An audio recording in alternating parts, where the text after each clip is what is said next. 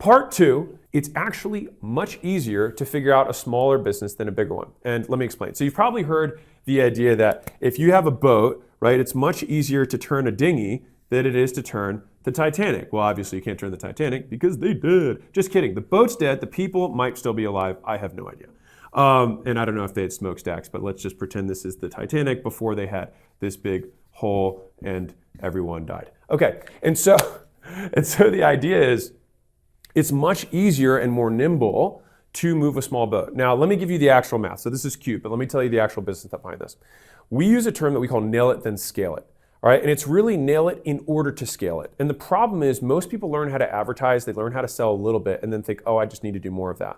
But here's the problem with that. Until you find out what the compounding vehicle is within your business, you're bound to plateau. And so I've done this example before, but I think it's so powerful that it's worth repeating, all right?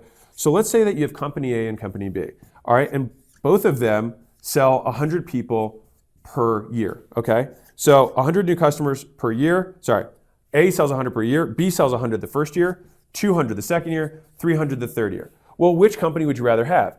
At face value, you'd think, oh, I'd rather have B. But wait, there's more. Let's say company B loses 100 customers every year because they're not that good at what they do or they don't have a very good model. And so that means that next year they lose 200 and next year they lose 300.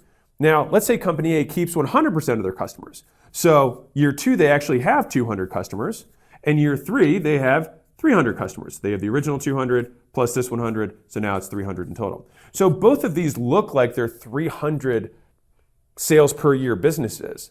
But which of these would you now rather have?